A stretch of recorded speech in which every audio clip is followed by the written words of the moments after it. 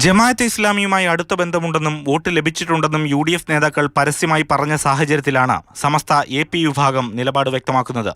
ജമാഅത്തെ ഇസ്ലാമിയുമായി ബന്ധമുണ്ടാക്കുന്നവർ വില കൊടുക്കേണ്ടി വരുമെന്ന് കേരള മുസ്ലിം ജമാഅത്ത് സെക്രട്ടറി മാളിയേക്കൽ സുലൈമാൻ സഖാഫി.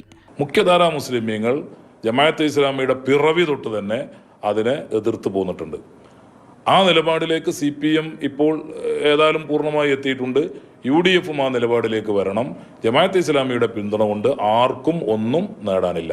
അതേസമയം നഷ്ടങ്ങൾ ചിലപ്പോൾ ഭയാനകമായിരിക്കും. ജമാഅത്തെ ഇസ്ലാമി മൗദൂദിയെ തള്ളിപ്പറയുന്നത് കാപട്യമാണ്. അതിനു മുമ്പ് ജമാഅത്തെ ഇസ്ലാമി മൗദൂദിയുടെ ഗ്രന്ഥങ്ങൾ പിൻവലിക്കണം. മുസ്ലിം സമൂഹത്തോട് മാപ്പ് പറയണം. ജമാഅത്തെ ഇസ്ലാമിക്ക് മൗദൂദിയുടെ ആശയങ്ങളോട് യോജിപ്പില്ലെങ്കിൽ, അവരതിൽ നിന്ന് പിന്മാറിയിട്ടുണ്ടെങ്കിൽ ആദ്യം ചെയ്യേണ്ടത് ഈ സാഹിത്യങ്ങൾ പിൻവലിക്കുക എന്നതാണ്. ആ വാദങ്ങൾ പിൻവലിച്ച് മുസ്ലിം സമുദായത്തോട് മാപ്പ് പറഞ്ഞിട്ട് വേണം മൗലാന മൗദൂദിയെ തള്ളിപ്പറയാൻ. ജമാഅത്തെ ഇസ്ലാമിക്കെതിരെ 3 മാസം നീളുന്ന പ്രചാരണം നടത്താനാണ് സമസ്ത AP വിഭാഗത്തിന്റെ തീരുമാനം. സമസ്ത EK വിഭാഗവും സമാനമായ ക്യാമ്പയിൻ ആലോചിക്കുന്നുണ്ട്. ജമാഅത്തെ ഇസ്ലാമിക്കെതിരെ CPM ശക്തമായ പ്രചാരണവുമായി രംഗത്തുണ്ട്. മാതൃഭൂമി ന്യൂസ്, കോഴിക്കോട്.